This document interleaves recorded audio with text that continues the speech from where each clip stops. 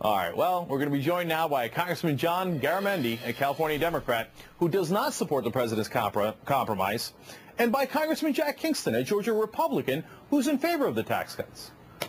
Welcome, both of you. Great to have you here. Congressman Kingston, let me start with you. This deal adds $850 billion to the deficit. So you must be pleased with that?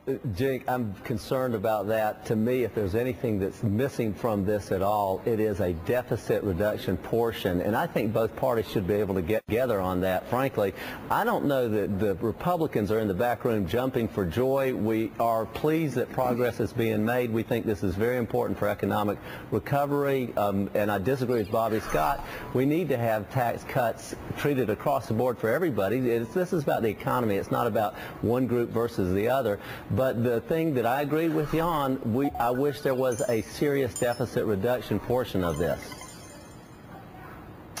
Congressman Kingston, let me stay with you for 1 second. So later when we do austerity programs, you're going to demand that the pain is shared equally, right? So the rich will also have to pay and not just the middle class, right? Absolutely. You know, this is about economic recovery, and even one of the president's key economic advisors, Mark Zandi, says it's not the time to increase taxes on people, and I think that's what's driving the president and others to the bargaining table. Now, I'm disappointed that all these 11th hour, last-minute special interest things are being added over in the Senate. We don't like that either, but I do think that the deficit reduction portion is something both parties need to be very concerned about, and I agree with you when it comes to deficit reduction, everyone must do their fair share. All right, Congressman Garamendi, some are saying that this is actually a secret win for the president because it really winds up becoming stimulus part 2. Do you think there's any truth to that? Well, there is in part of it, no doubt about that. Certainly the things that are being added in the Senate on the energy issues, providing opportunities to grow our green energy and energy independence, very, very important. Also, the middle class tax cut clearly is an economic stimulus, no doubt about it. However, the upper end, some $90 billion going to the wealthiest 2% of America's families, and the estate tax absolutely is not in any way, shape, or form a stimulus for jobs. It is a giveaway. If you're concerned about the deficit, why in the world would you spend nearly $100 billion in the next 2 years on something that will not create jobs? And there's not an economist out there that I've heard talk about this as that portion of it as a stimulus. It is not that way. So you can't have it both ways. My Republican friends are going to come back moments after this becomes law and start talking about the deficit. Right now they're talking about tax cuts. They're going to talk about the deficits, and they're going to go in and make substantial cuts in the things that we need for everyday American families. That's where this is headed. The president said it very well. It makes no sense to give $90 billion to the wealthiest 1% of Americans. And keep in mind that in the last 30 years, the percent of the income that is earned every year by America has shifted from 7% for the top 1% in 1974 to 24% of all income generated in 2007 went to the top 1% of Americans.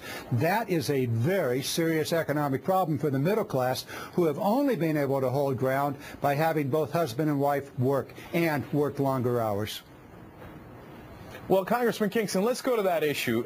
According to economists, the Bush tax cuts for the rich have the worst multiplier effect of almost anything the government can do. It's only a 0.32. You hardly get a good return for it. Plus, we tried tax cuts for 10 straight years, only created 1.1 million jobs, which is actually below the rate of growth. In the Clinton years, when we had the higher tax rates, we had 22 million jobs created in just 8 years. So with that great record of failure, why would we do it again? Well, I think there's more of a spending problem than a revenue problem in Washington, D.C., and I think we Republicans failed miserably when it came to holding the line on spending. I think it was a reflection of spending far more than it was of taxes. And I want to say this, the top 1% actually pay 40% of the income taxes, but if the Democrat Party wants us to take a serious look at this, which I might add they've had 2 years to do it and haven't done anything in terms of income disparity or tax disparity or whatever. Where have they been? Why are we here practically at Christmas Eve negotiating a tax deal which they knew was going to expire? Well, wait a minute. We actually passed a bill 2 weeks ago that would provide the tax cuts, most of which are in this current compromise. 2 weeks ago, we passed it out of the House, and the Senate, on a 53 positive vote, couldn't get the last 7 votes to pass it because the Republican Party put their foot firmly on the neck of the unemployed and said they would not accept an unemployment until the wealthy got an additional break. Know, I don't want economic issues from anyone in a party who passed an $800 billion stimulus plan to keep unemployment from going to 8%, and here we are nearly at 10%. Well, wait a minute, Mr. Kingston. I think the president's economic policy was squarely rejected on November 2nd, and because of that, the president is trying to take bipartisan steps to try to say, okay, what can we do? Economists are saying don't increase taxes at this time, and so he's working on what's not exactly the prettiest plan in the world, but it is a bipartisan plan, and the Democrat leadership is in agreement with it. It certainly isn't a pretty plan when you give $90 billion to the very wealthiest families in America and simultaneously cry about the deficit. You can't have it both ways. And in fact, when you go back and you look at that stimulus bill, it actually kept more than 2.2 million Americans in the job or added some portion of that to the employed. It actually worked in your own district. Kind of One moment, sir. In your own district. November 2nd. I think that kind of economic policy was on trial. There was a referendum on it November 2nd. People rejected it. Well, they may have rejected it. The one. Well, all right, guys, listen. Congressman Kingston, on the other hand, the Democrats won overwhelmingly in 2008, and you guys didn't listen to that at all. All you did was block everything that they brought.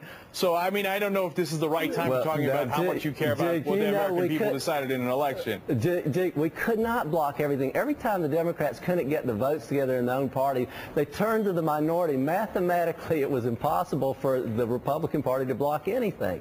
In the Senate? There was bipartisan support against the health care bill. Let me end on that. Congressman Garamendi, last question real quick for you. Sure. I mean, he's right. You lost some conservative Democrats in the Senate, and now you have the president arguing the Republican position rather than the Democratic position. How disappointing is that with the Democratic president? Well, take a look at what the Democratic caucus did. They said no. Vice President Biden came in and said it was take it or leave it, and we said leave it.